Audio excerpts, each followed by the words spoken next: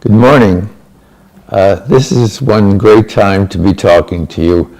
I love sessions like this where it's absolutely has nothing but good to say about it, and I don't come up with a lot of excuses or complicated reasons why we should go ahead with it. It's pretty straightforward. We want to get rid of gerrymandering. For historical purposes, gerrymandering was named after Governor Gerry of Massachusetts, and he drew districts that looked like a gigantic salamander, and this became known as gerrymandering. And it's just a matter of setting up your districts so that it favors one of the two parties, and this always works with two parties. And your technique is to lump the population in certain distributions.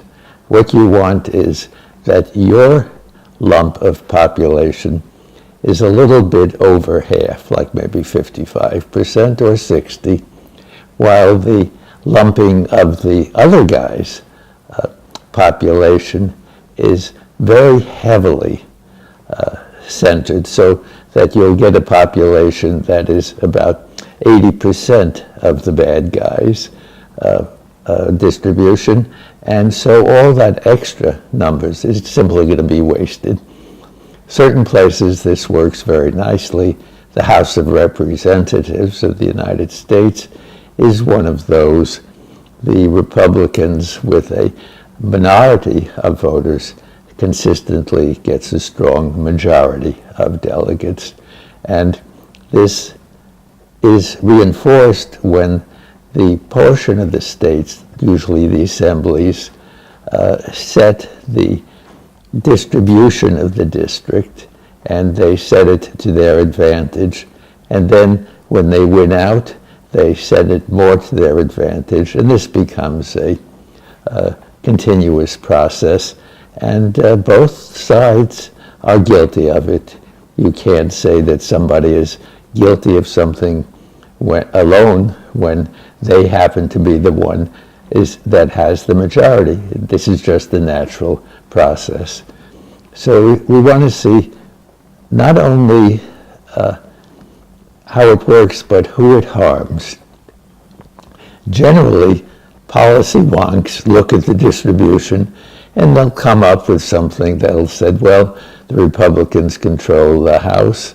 The Democrats look at it and say, oh my God, these guys have been doing their homework. They go out, they pay representatives, they put their efforts and their money where it's important. And yes, they get a pretty heavy gerrymandering distribution. So now the Democrats are fighting back.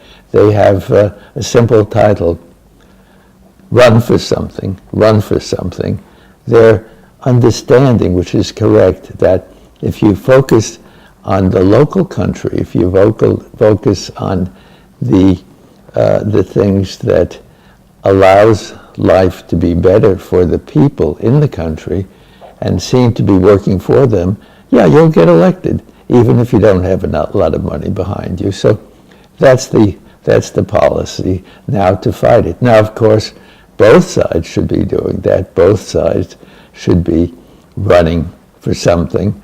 Both sides should be running just to be involved in the political affairs.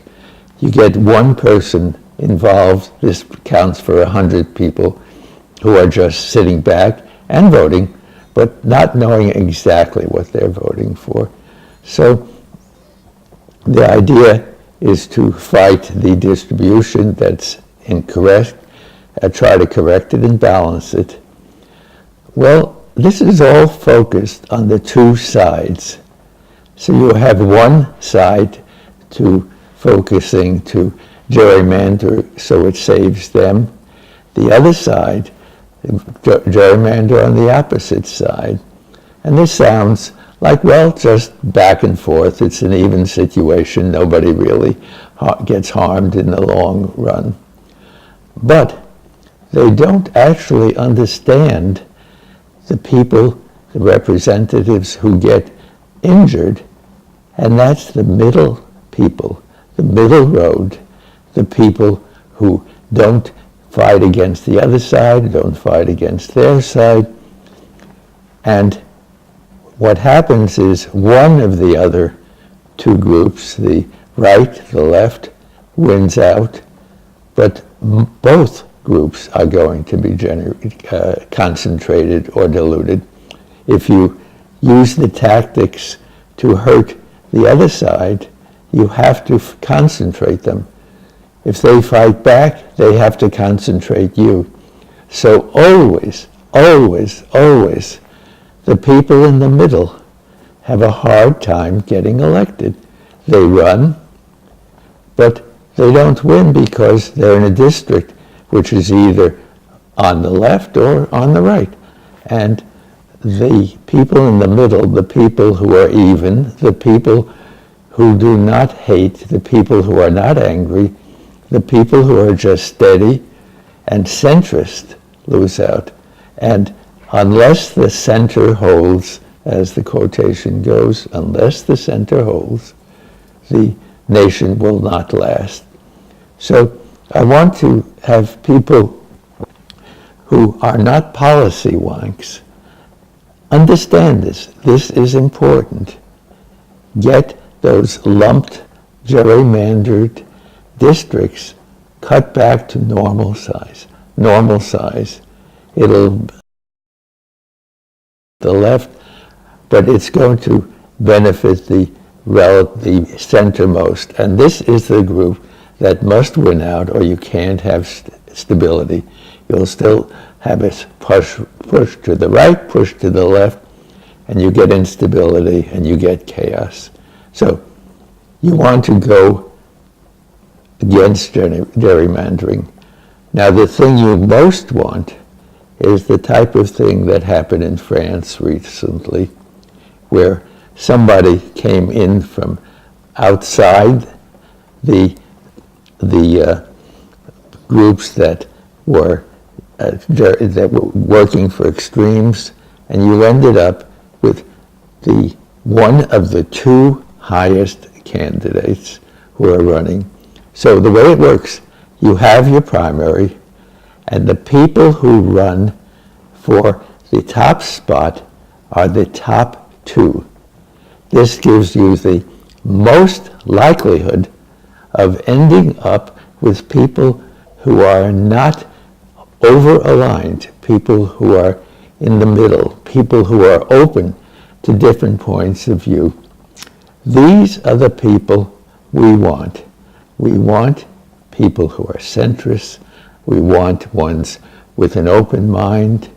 We want ones who are open to respect and friendship with the other side, or the side on the right, or the side of the left. You have to look. You have to be careful about this. You have to make an issue. No gerrymandering. If possible, the two top runners run for the top spot. Okay, I'm going to see you next time, and you guys go out and get other people to see us. It's not going to help us if nobody sees us. We're a little bit of an exotic taste. I want you to be working. Nobody really wants to work, but I'll tell you something. If you're working on something that you believe in, it's fun. It's fun. See you next time.